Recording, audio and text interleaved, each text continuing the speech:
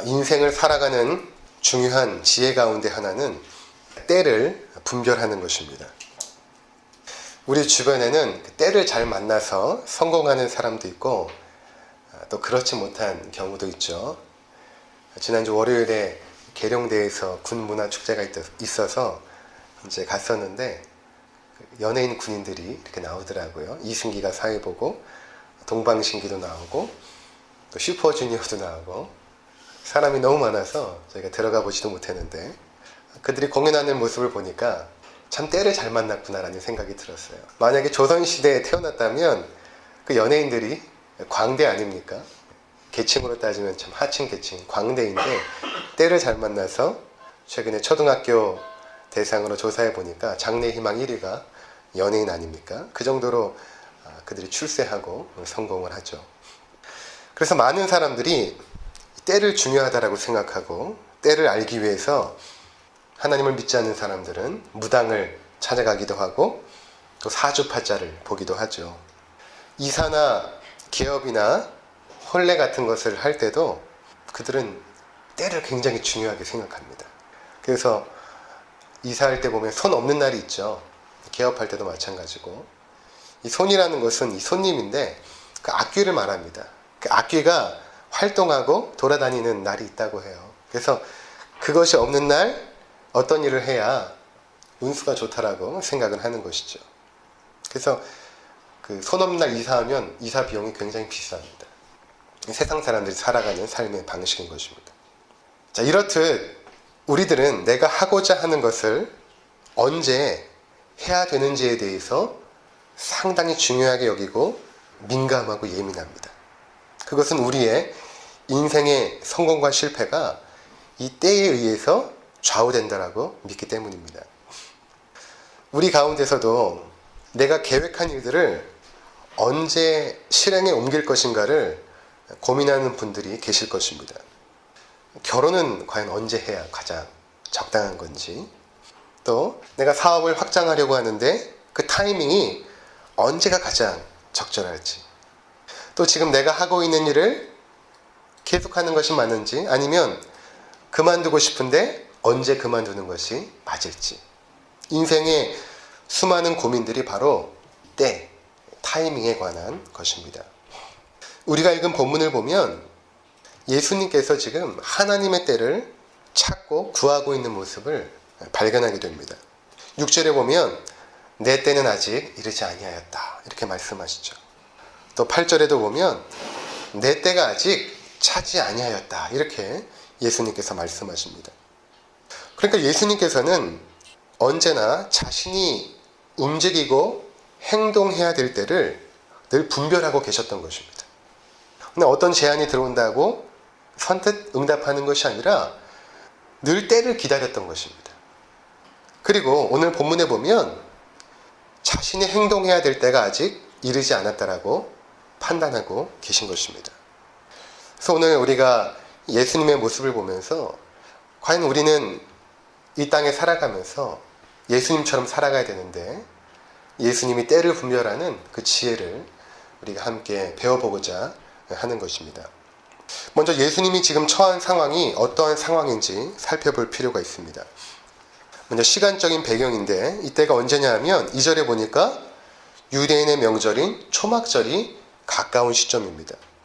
이 초막절이라는 절기는 유대민족이 반드시 지켜야 되는 3대 명절 중에 하나입니다. 초막절이 무엇인가에 대해서는 우리가 다음 시간 혹은 다다음 시간에 좀 더 구체적으로 살펴보게 될 것입니다.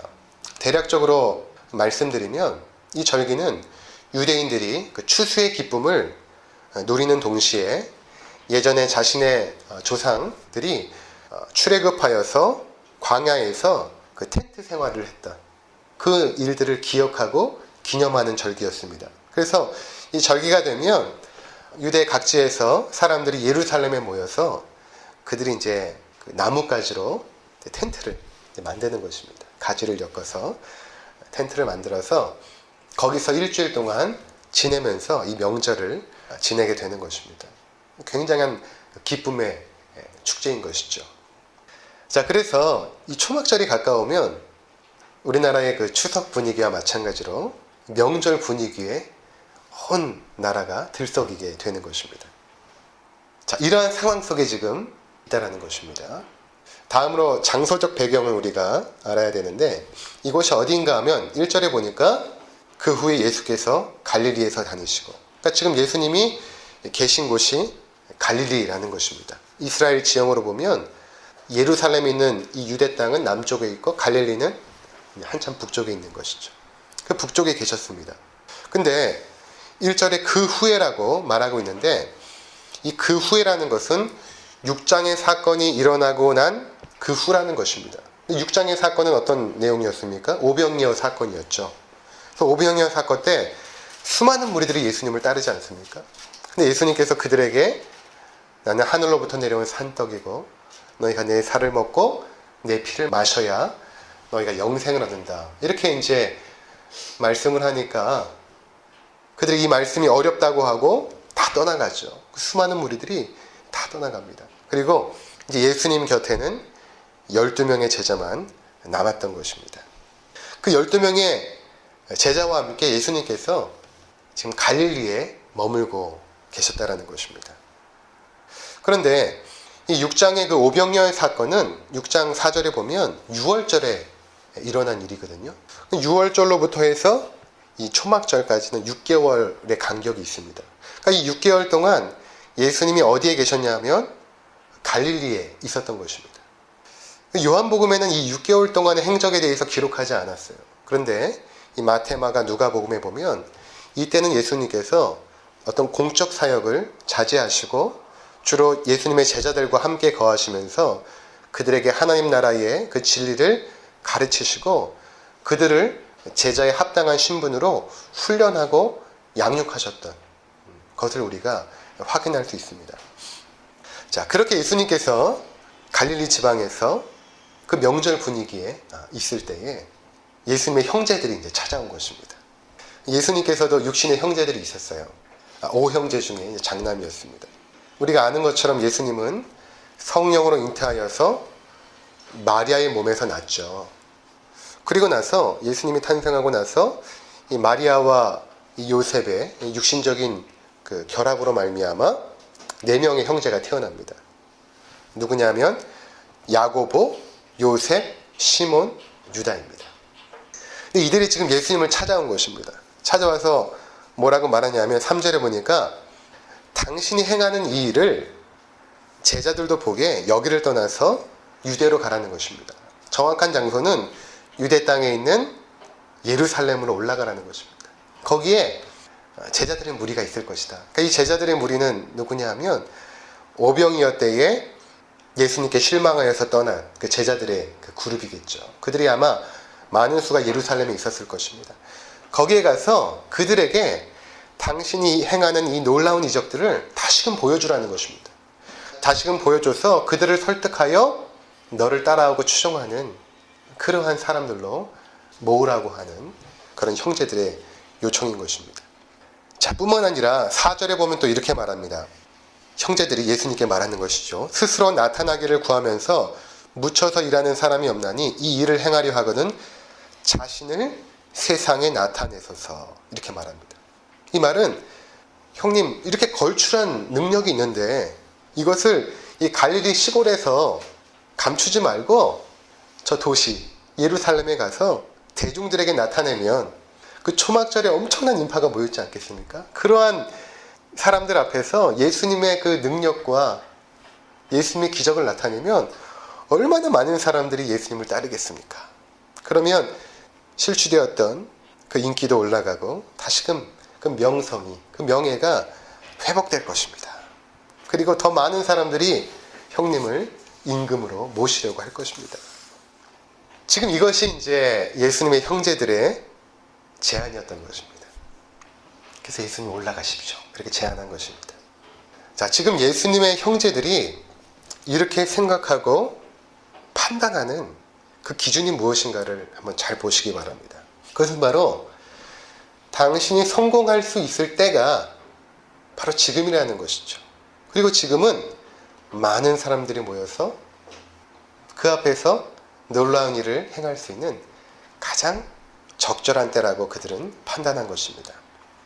자, 이러한 모습은 결국에 예수님을 믿지 않는 자들의 모습이라고 성경은 기록하고 있습니다. 그래서 5절에 보시면 이렇게 말하고 있죠. 이는 그 형제들까지도 예수를 믿지 아니함이로라. 즉 예수님의 형제들이라도 그들은 예수님을 믿지 않았던 것입니다. 근데 표면적으로 보면 믿는 것 같아요. 왜냐하면 예수님이 행하시는 이적을 그들도 보고 인정하거든요. 근데 그것을 근거로 하여서 믿음을 가지고 있는 예수님의 형제들일지라도 성경은 그들이 예수를 믿지 않고 있다. 이렇게 지금 말하고 있는 것입니다. 그리고 그들을 통해서 우리에게 보여주는 것은 그들이 생각하는 그 가장 적절한 때, 가장 적당한 타이밍이 무엇인지를 우리에게 보여주고 있죠. 먼저 그들은 크기와 숫자에 관심이 많다는 것을 볼 수 있습니다. 크고 화려한 것들, 그러한 것들이 주어지는 것이라면, 명성과 인기를 얻는 것이라면, 많은 사람들이 좋아해주고 환호하는 일이라면 그것을 얻을 수 있을 때가 가장 적당한 때라고 그들은 생각하는 것입니다. 지금 내가 하려고 하는 일이 보다 많은 사람들이 지지해주고 인정해 주는 것이라면, 그래서 내가 더 화려해지고 빛날 수 있는 그때를 노리고 있는 것이죠. 이것이 바로 예수님을 믿지 않는 자들이 생각하는 가장 적당한 때인 것입니다. 만약에 시골에서 목회하는 어떤 목사님이 계신다고 해봅시다. 이 목사님은 설교도 잘하고 또 기도의 능력도 있으세요. 굉장히 탁월한 목사님입니다. 그래서 시골 교회를 크게 부흥시킨 목사님이었어요. 그런데 어느 날 서울의 한 대형 교회에서 이 목사님을 모시고 싶다는 청빈 제안이 들어온 것입니다. 자, 그럴 때에 이 목사님이 과연 어떻게 판단하고 행동하는 것이 옳은가 하는 것입니다. 작은 회사에서 일하는 능력이 출중한 회사원이 있습니다. 연봉이 높은 회사에서 스카우트 제안이 들어왔습니다. 이럴 때 과연 어떻게 판단하고 결정하는 것이 옳은가 하는 것입니다. 이때 예수를 믿지 않는 자들은 더 많은 사람들이 인정해주고 또 더 많은 연봉을 받을 수 있는 곳, 더 크고 화려하고 높은 곳으로 올라가고자 그때를 선택하게 되어 있습니다. 이것이 믿지 않는 자들이 선택하는 판단 기준이라는 것입니다. 그런데 문제는 무엇인가 하면 내가 예수를 믿는다라고 하는 사람들 가운데 그와 같이 결정하는 것입니다. 잘 생각해 보세요. 나는 예수님을 믿는다라고 생각하는데 세상 사람들과 똑같은 가치관과 똑같은 판단 기준을 가지고 어떠한 일을 선택하고 그때를 선택하는 것입니다. 그것은 마치 예수님의 형제들이 보여주는 모습과 똑같습니다. 예수님의 형제들은 예수님을 믿는 것 같은데 성경은 이들이 예수님을 믿고 있지 않다 이렇게 말하고 있죠. 자, 그래서 표면적으로 믿음이 있는 것처럼 보이지만 그들의 삶이 세상의 가치관과 세상의 판단 기준으로 때를 분별하고 어떠한 일을 행하는 사람들은 자신들이 가지고 있는 그 믿음을 점검해 볼 필요가 있습니다. 내가 정말 예수님을 믿고 신뢰하는지 그것을 점검해 볼 필요가 있다는 것입니다. 그렇다면 예수님이 선택하시는 이때 타이밍에 관한 그 판단 기준은 과연 무엇일까요? 그것은 바로 하나님이 원하시는 일을 하나님의 때에 이루시는 것입니다. 그래서 본문 6절에 보면 예수님께서 내 때가 아직 이르지 아니하였다 이렇게 말씀하시죠. 근데 이 때라는 단어를 원어로 보니까 카이로스라고 되어 있습니다. 카이로스. 이 성경에서는 이 시간이라는 이 때를 두 가지 단어를 사용하세요. 하나는 크로노스라는 시간이 있고 또 하나는 카이로스라는 시간이 있습니다. 우리말로는 다 시간대지만 성경은 그렇게 구별하고 있다는 것입니다. 이 크로노스라는 시간은 어떤 시간이냐면 이게 흘러가는 시간이죠. 하루에 24시간, 1년에 365일. 우주가 창조되면서부터 공간과 시간이 생기지 않았습니까? 그때 생겨난 그 시간을 말하는 것입니다. 계속해서 흘러가는 시간. 우리도 지금 그 시간 안에 있죠. 과거와 현재와 미래가 이렇게 지금 흘러가고 있죠. 이러한 그 시간, 이것을 크로노스라고 말합니다. 그런데 또 하나의 시간이 있는데, 그 때가 있는데 카이로스라는 시간입니다. 이 카이로스라는 시간은 어떤 시간이냐면 하나님의 뜻과 계획이 성취되는 시간을 카이로스라고 말합니다. 그래서 이 카이로스는 이 우주 만물이 창조되기 전부터 있었어요. 그래서 그 하나님의 카이로스가 되었을 때에 우주 만물도 생성되었고, 또 그 하나님의 카이로스의 때에 우리도 이 땅에 태어나고 또 예수님을 만나게 되고 또 이 자리까지 나온 것 아닙니까? 그 하나님의 목적하심이 성취되는 그때를 성경은 카이로스라고 말하고 있다는 것입니다. 그래서 하나님께서는 이 우주 만물을 창조하실 때에 그분의 목적과 계획이 있었습니다. 이 건물 하나를 여러분 지을 때도 사용 목적을 생각하고 그 목적에 맞게 설계도를 그리고 계획하지 않습니까? 마찬가지로 하나님께서 우리를 창조하실 때도, 여기 있는 우리 모두를 창조하실 때도 각 사람에게 하나님의 목적이 있습니다. 그리고 하나님의 계획하심이 있어요. 그래서 우리 삶에 일어났던 그 모든 일들은 우발적으로 일어나거나 우연히 발생한 것은 단 하나도 없습니다. 여러분들의 과거의 삶이 그래요. 그리고 현재도 그렇고 앞으로도 마찬가지입니다. 그것은 어떻게 하다가 그냥 되어진 것도 아니고 갑작스럽게 우연히 일어난 일도 아니라는 것입니다. 다 하나님의 계획과 목적 안에서 지금 움직이고 있다는 것입니다. 즉 우리 삶의 모든 것들은 하나님의 시간표 안에서 움직이고 있다는 것입니다. 예수님께서는 이것을 너무나 잘 알고 계셨어요. 그래서 예수님의 탄생으로부터 시작하여서 그분의 죽음과 부활, 그리고 다시 오시는 그 모든 것들도 이 하나님의 때에 되어진다는 것을 예수님은 명확하게 인식하고 있었던 것입니다. 그래서 성경을 보면 예수님의 탄생이 이 카이로스에 되었다라고 기록하고 있습니다. 갈라디아서 4장 4절과 5절을 제가 읽어드리겠습니다. 때가 참에 하나님이 그 아들을 보내사 여자에게서 나게 하시고, 이렇게 말씀하십니다. 때가 참, 카이로스를 말합니다. 하나님의 때가 이제 된 것입니다. 그 때가 이제 차서 예수님께서 이 땅에 오셨다는 것입니다. 또 예수님의 죽으심도 카이로스에 이루어졌습니다. 디모데전서 2장 6절에 보면 현대인의 성경으로 제가 읽어드리겠습니다. 그리스도 예수님은 모든 사람을 구원하시려고 자신을 바쳤습니다. 이것은 하나님의 때가 되어 약속을 이루신 증거입니다. 그러니까 예수님이 죽으신 것도 하나님의 그때 정확한 때에 이루어진 것이라는 것입니다. 또 예수님께서 이 땅에 다시 오시는 것도 이 카이로스에 이루어집니다. 디모데전서 6장 14절과 15절에 보면 현대인의 성경으로 이것도 읽겠습니다. 우리 주 예수 그리스도께서 다시 오실 때까지 그대는 이 명령을 잘 지켜서 흠도 없고 책망할 것이 없는 사람이 되시오. 때가 되면 하나님이 그리스도를 나타나게 하실 것입니다. 예수님이 원하시는 때 그냥 오는 것이 아니라 하나님의 목적하시고 계획하신 그 때가 되면 정확한 때에 예수님께서 이 땅에 다시 오신다는 것입니다. 그러니까 예수님의 전생에는 하나님의 때에 아주 정확하게 이루어진 것입니다. 따라서 예수님은 이 땅에서 철저하게 그 하나님의 뜻에 매여 살았던 것이죠. 그분의 뜻에 맞추어서 살았던 것입니다. 자신의 의지와 뜻대로 산 것이 아니라 하나님의 뜻을 이루는 것이 목적이었고, 그것을 하나님이 원하시는 때 이루기 위해서 철저하게 순종하며 사셨던 것입니다. 그래서 오늘 본문을 보면 예수님께서 지금 예루살렘에 올라가는 그 때를 조절하고 계십니다. 본문 1절을 보시면 왜 예수님께서 계속 갈릴리에 머물고 계셨는가를 설명하죠. 그것은 유대인들이 지금 죽이려 하고 있기 때문입니다. 예수님께서 이미 자신이 하나님의 아들이라고 했고, 성전에 올라가서는 이 성전을 허물라, 내가 사흘 만에 세우겠다 하므로 유대인들이 생명처럼 여겼던 성전을 모독했던 것입니다. 또 예수님이 안식일에 병자를 고침으로 안식일법을 어겼죠.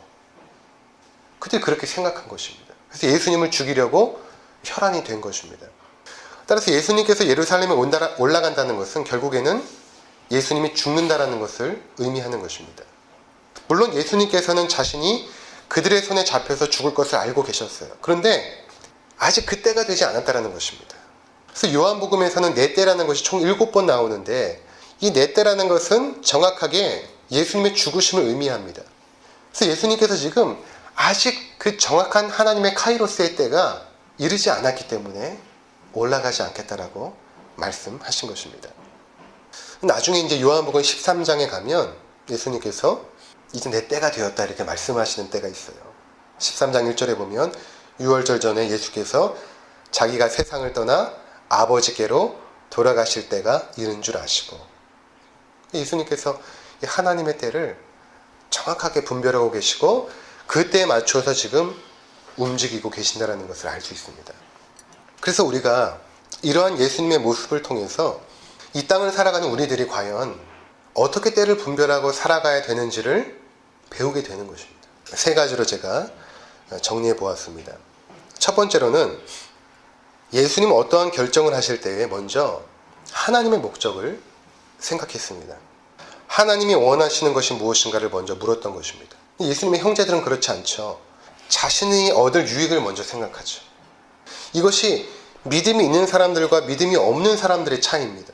믿음이 없는 사람들은 자신의 유익을 먼저 생각해요. 근데 믿음이 있는 사람들은 하나님의 뜻을 먼저 구합니다. 이것이 하나님의 뜻일까? 그것을 먼저 구하는 것입니다. 그래서 우리가 이 부분에 있어서 분명해야 되는 것입니다. 전능하신 하나님을 믿는 사람들, 예수를 우리의 주님이며 그리스도로 고백하는 사람들은 하나님의 목적을 먼저 생각하는 사람들입니다. 나에게 어떤 유익이 되는가가 아니라 하나님이 원하시는 뜻이 무엇일까? 이것을 가장 먼저 질문하는 것입니다. 이것에 대해서 로마서 12장 2절에서는 구체적으로 이렇게 설명하고 있습니다. 너희는 이 세대를 본받지 말고, 이 세대라는 것은 이 세상의 풍조를 말합니다. 대표적으로는 물질주의, 쾌락주의, 이 세상의 풍조, 돈을 사랑하고 자신의 눈앞의 이익을 따라 움직이는, 이것이 이 세상의 풍조입니다. 근데 너희는 이 세상의 풍조를 따르지 말고 먼저는 너희 마음을 새롭게 함으로 변화를 받아서 하나님의 선하시고 기뻐하시고 온전하신 뜻이 무엇인지 분별하도록 하라, 이렇게 말씀하고 있는 것입니다. 이것이 하나님의 뜻을 이루고자 하는, 하나님의 때를 분별하고자 하는 사람들의 첫 번째 행동인 것입니다. 두 번째는, 그렇다고 하나님의 그 일을 내가 하고자 진행할 때에 하나님이 원하시는 때를 물어봐야 됩니다. 그냥 막 하는 것이 아니라 하나님이 원하시는 때 과연 언제일까? 그것을 우리가 물어야 되는 것입니다. 예수님은 하나님의 때를 완벽하게 아셨죠. 그것은 그분의 전생애가 하나님의 뜻을 이루고자 하는 열정과 순종함이 있었기 때문입니다. 뿐만 아니라 예수님은 매 순간마다 기도를 통하여 하나님의 뜻을 물었습니다. 그리고 그 뜻이 이루어지기를 기도했던 것이죠. 그래서 기도를 가르쳐 달라고 하는 예수님의 제자들에게 예수님께서 기도를 가르쳐 주시잖아요. 그 주기도문입니다. 그 주기도문에 나와 있는 아주 중요한 기도의 간구의 제목, 그 중에 하나가 무엇인가 하면 뜻이 하늘에서 이룬 것처럼 땅에서도 이루어지도록, 하나님의 뜻이 하늘에서 이룬 것처럼 이 땅에서도 이루어지도록 너희가 기도해라, 이렇게 예수님께서 가르쳐 주신 것입니다. 이것은 늘 예수님께서 하나님의 뜻에 자신의 모든 의식들이 고정되어 있었기 때문에 그것을 이루려고 날마다 하나님과 소통하며 기도했던 것이죠. 그렇기 때문에 예수님은 하나님의 그 때를 알았던 것입니다. 이렇게 하나님의 목적과 하나님의 뜻에 대해서 순종하고자 하는 열정과 그리고 온전하게 순종하고자 하는 그러한 자들에게는 하나님께서 때를 분별하게 해주세요. 이러한 자들에게는 하나님은 자신의 뜻을 분명하게 알려주실 뿐만 아니라 때를 분별할 수 있는 분별력을 주시는 것입니다. 그러니까 그냥 막 내 멋대로 살다가 어떤 중요한 결정 앞에서 목사님, 이것이 하나님의 뜻일까요? 지금 이때가 하나님의 때일까요? 이렇게 물어보는 사람들은 하나님의 뜻을 몰라요. 가르쳐줘도 순종하지 않아요. 하나님의 때도 모릅니다. 하나님의 때와 하나님의 뜻을 아는 사람들은 어떤 사람이냐면 늘 그 의식과 그 마음의 자세가 하나님의 뜻을 이루고자 하는 그 의식, 하나님께서 말씀하신 것을 내가 온전히 순종하고자 하는 완전한 복종, 그것에 대한 열정이 있는 자들은 하나님의 뜻을 보여주세요. 그리고 그때까지도 하나님께서 알려주신다는 것입니다. 그러니까 우리가 자꾸만 조급하게 뭔가를 막 정답을 알려고 조바심을 내기보다는 가장 먼저 주님과 동행하는, 주님과 가까이 하는 것이 먼저 필요한 것입니다. 섣불리 결정하면 안 돼요. 하나님과 관계가 멀어진 상태에서 내리는 결정들은 하나님의 뜻과 반대될 때가 많습니다. 가장 우리가 결정할 수 있는 적합한 때는 언제냐면 내가 하나님과 친밀해 있을 때 우리가 알거든요. 하나님과 동행하는 삶을 계속해서 살아가는 사람들은 그들이 내리는 결정이 하나님의 뜻을 이루는 것이 많이 있다는 것입니다. 그러니까 시간을 앞당기려고 하지 말고 막 조바심 내지 말고 하나님의 뜻을 알려고 막 몸부림치지 말고 우리는 잠잠하게 기다려야 되는 것입니다. 그리고 주님과 가까이 하려고 오히려 노력해야 되는 것이죠. 그럴 때 하나님께서 어떻게 하시냐면 신비적인 방법을 사용하시기도 하지만 가장 정당한 방법은 무엇인가 하면 우리 이성을 통해서 분별력을 주셔서 깨닫게 해주시는 것입니다. 그러니까 하나님의 뜻을 알려고, 하나님의 때를 알려고 용하다는 목사님, 용하다는 권사님, 기도원 찾아갈 필요가 없어요. 그건 정당한 방법이 아니에요. 정말 믿음이 건강한 사람들은 하나님께서 이성을 통해서 바르게 분별할 수 있는 지혜를 주세요. 하나님께서 왜 우리에게 이성을 주셨겠어요? 그것은 합리적으로 사고하고 이성적으로 결정하는 그 지혜를 주시기 때문입니다. 근데 이 합리성은 세상 사람들이 말하는 합리성과는 달라요. 세상 사람들은 손익을 계산하지만 우리는 하나님을 의지하는 합리성이 있어요. 초월적인 합리성이 있는 것이죠. 세상 사람은 이 세상이 전부라고 생각하는 이성이지만 우리는 하나님이 계시다라는 그 합리성이 있어요. 그것을 우리는 합리적으로 생각하죠. 그 안에서 어떠한 결정을 내리기 때문에 세상 사람들은 이해하지 못할 때가 많습니다. 우리가 어떻게 하나님의 그 높고 크신 생각을 우리의 제한된 이성으로 다 계산하겠습니까? 그렇지 못해요. 근데 우리 안에는 우리 이성을 초월하는 또 다른 합리성이 있어요. 전능하신 하나님을 믿는 그 합리성. 그것을 통하여 우리는 결정한다는 것입니다. 세 번째는 예수님은 그 주변 사람들에게 집중하지 않고 하나님께 이제 집중을 하죠. 주변 사람들이 이런저런 막 이야기를 하여도 예수님은 흔들리지 않았어요. 그러니까 우리가 하나님의 뜻을 묻고 하나님의 때에 이루려고 할 때 가장 방해가 되는 것이 무엇인가 하면 주변 사람들의 이야기예요. 주변 사람들의 말과 또 우리를 둘러싼 환경이 하나님의 뜻을 이루고자 하는데 방해가 될 때가 많이 있습니다. 그래서 우리들은 연약해서 사람을 의식하고 사람을 두려워하기 시작하면 사람을 위해서 살게 됩니다. 인정받기 위해서 어떤 일을 결정하고 그 사람의 마음을 편하게 해주기 위해서 어떤 일을 결정하죠.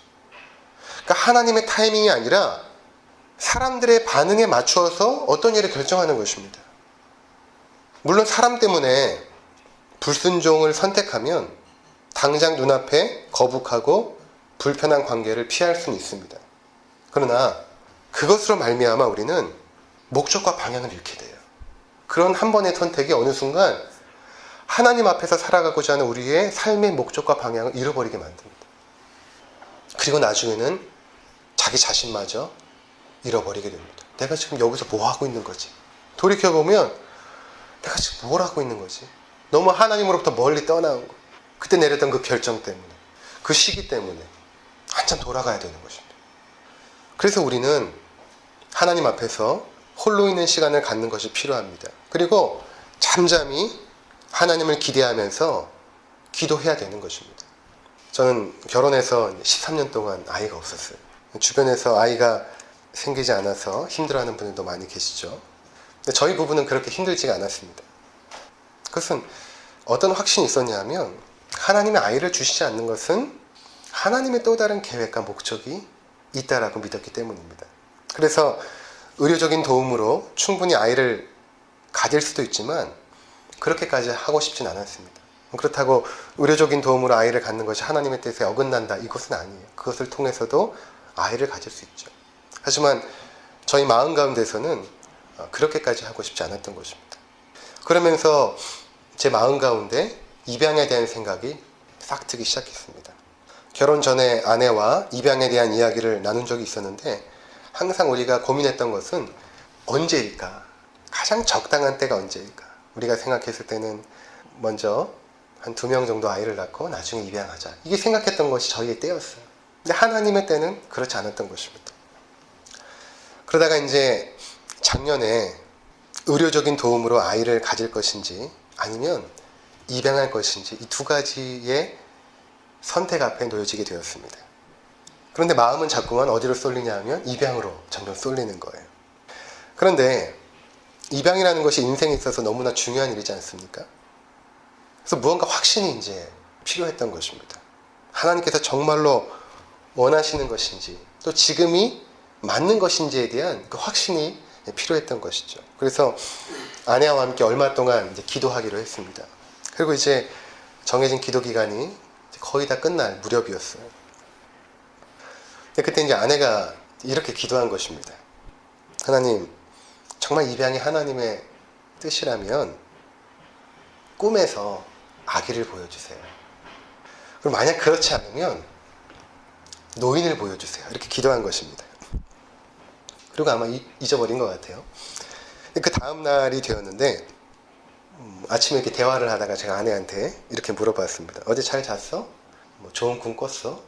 뭐 자주 물어보니까 평상시처럼 좋은 꿈 꿨어? 이렇게 물어보는데 갑자기 아내가 언뜻 무엇이 생각나는 듯 얼굴이 굉장히 감격에 젖어서 이렇게 말하는 것입니다.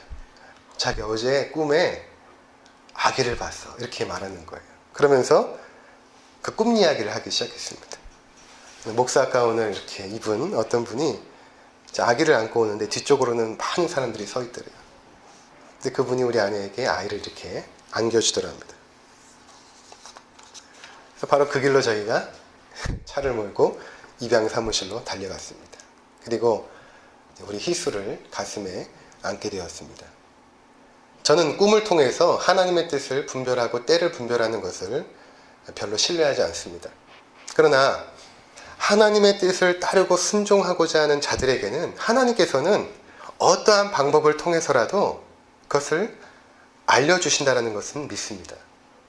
저는 이 일을 통해서 하나님의 뜻이 하나님의 때에 정확하게 이루어진다는 것을 다시금 확신하게 되었습니다. 그래서 우리 청년들도 여러 중요한 결정들이 있지 않습니까?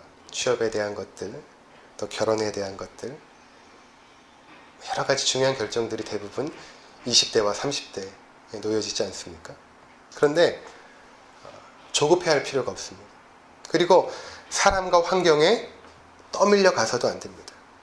하나님을 신뢰하고 하나님과 가까이 하시기 바랍니다. 근데 하나님은 다 보여주시진 않아요. 그냥 지도를 쫙 펼쳐놓고 여기서부터 여기까지 가라 이렇게 보여주시지 않고 한 걸음 한 걸음씩 인도하십니다. 한 걸음 가면 그 다음 길이 보이고 한 걸음 가면 그 다음 길이 보여요. 그래서 우리는 하나님 앞에 그 한 걸음을 부탁하고 기도해야 되는 것입니다. 그리고 내 마음 가운데 하나님의 뜻을 이루고자 하는 그 열정과 그 자세가 확고하게 있을 때에 하나님은 그분의 뜻을 보여주실 뿐만 아니라 그 때를 우리 가운데 가르쳐 주시는 것입니다. 인생이 불확실하고 모호할수록 오히려 우리는 불안한 것이 아니라 더 하나님을 기대하게 되는 것이죠. 우리 인생을 살아보니까 하나님은 우리의 기대 이상이셨어요. 놀라운 일들을 행하셨던 분이십니다. 그래서 그분을 전적으로 신뢰하시고 동행하시는 복된 삶이 되시기를 주의